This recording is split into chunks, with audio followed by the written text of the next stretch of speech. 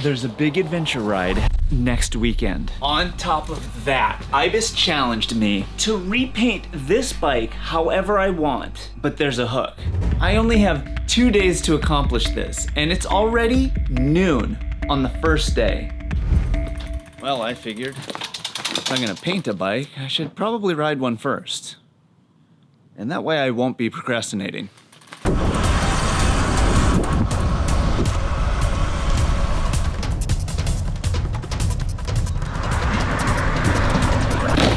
The first thing I gotta do is a little reference planning and research to figure out which direction I wanna go with this paint job. One thing that I always get a kick of is the idea of having the bikes match the van. I've already painted this helmet in that theme, so I figured might as well have a bike to match the helmet and the van. So that decides that the colors will be white, black, and red. And because I live in the fantasy-based real world, I don't want this thing to look all perfect and shiny. In fact, I want to embrace the distress. And no one does this better than Star Wars. And I would be lying if I said I wasn't nervous. Definitely gonna use a lot of angles. And ultimately, just do the best you can. I'm of the philosophy of done is better than perfect.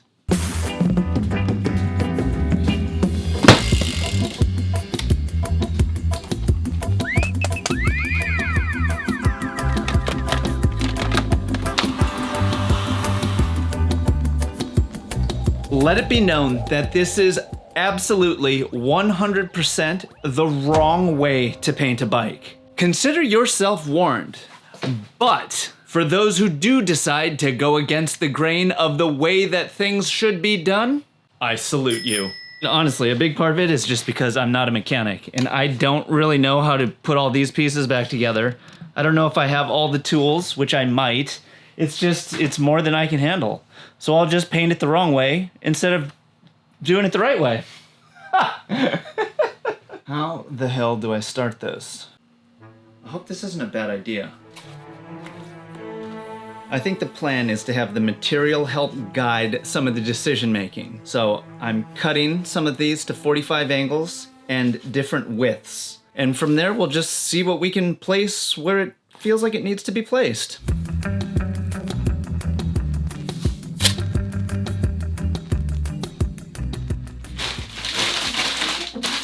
It's nearly 6 o'clock and I'm almost done masking. I'm not entirely done. I still have a lot to do and I have no idea if I can do this all tomorrow. If I don't get all this done in time, it's not gonna be pretty. But I'm fried, so I'm gonna call it and we'll take it up tomorrow. And check out the EBD Gear Shop, the only place to get the exclusive hand-drawn Gravel Goblin. I drew that one myself, just for you. And then I made it into a t-shirt because I kind of wanted my own Ninja Turtles version of like a gravel thing. And then that's what it is. But I didn't make enough for everybody. It's just a small short run. So if you're lucky, you'll get one. If you're not, well then, you'll have to take that up with your psychiatrist.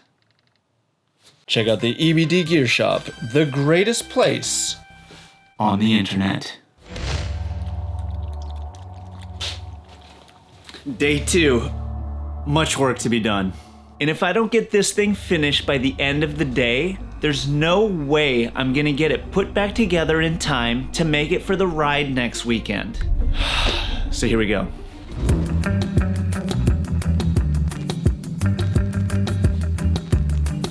I finished masking, and it only took way longer than expected. I feel the need to reiterate that this is absolutely not the correct way to do this. It's just the way that I'm doing it. And there's a little bit of solace knowing that the wrong way is the right way if you know that you're doing it wrong.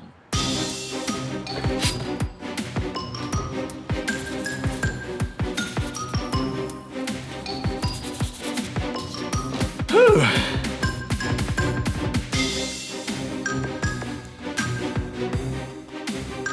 Masked, sanded. So the next thing I gotta do is paint. But I've never actually painted in this studio before, so that means I have to set up a paint booth now. What the fuck? At least I still have all the parts. I do have to figure out how they'll all go together though.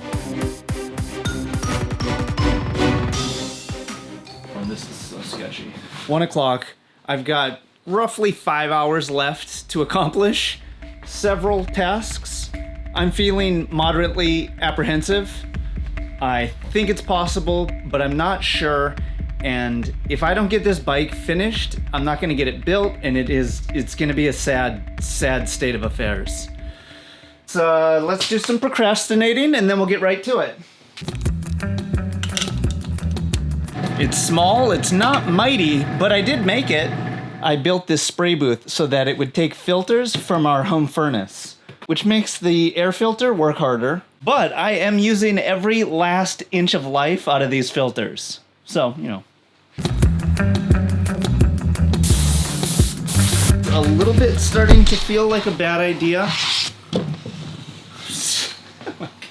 This is my panic room. Oh, I hope this works. I told you, not pro.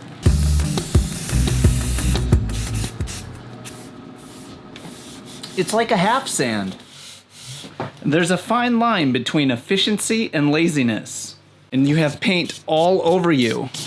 This is so I can get a distressed metallic look. I'm gonna put this on and mask off some of it with masking fluid. When the top coat dries, I can peel it off and it'll look like there's metal underneath the paint.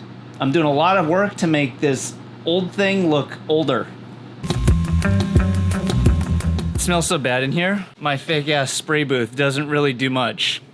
I learned this from Adam Savage. It's an old prop making technique and it works awesome. This stuff is basically like glue that peels off really easily. This stuff looks most convincing on edges. You can paint on top of it and then you rub it right off and reveal what's underneath. And I'll put links to anything I use that I can find down below.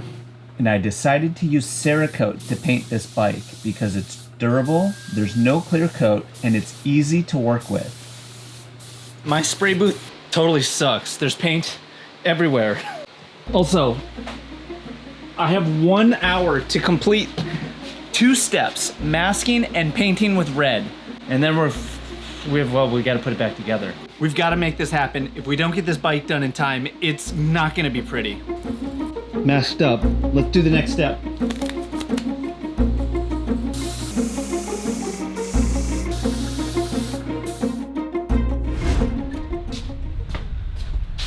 I had to do life stuff. We're just under deadline. The next step is to peel off this masking and see exactly what I did.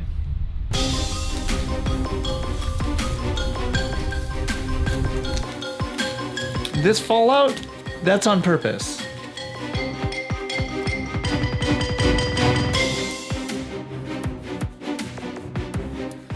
This is another Adam Savage tactic.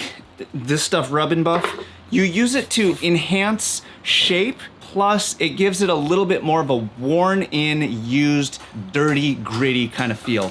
It's pretty fun to put on. There's no right or wrong way to do it. It just amplifies something. It just kind of gives it that next little feel of realism. I want this thing to look like it's been through a bunch of different galaxies. It hasn't had an easy life. It knows how to adventure. All right, home stretch. Let's see if we can get this thing back together without any rattling. I don't remember how the chain goes through the derailleur.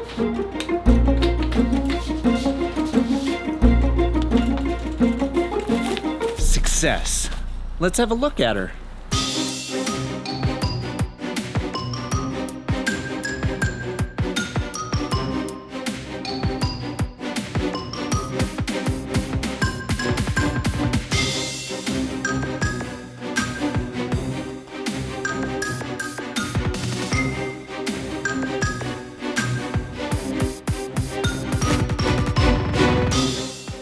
A tremendous amount of work, but I am glad I took this on.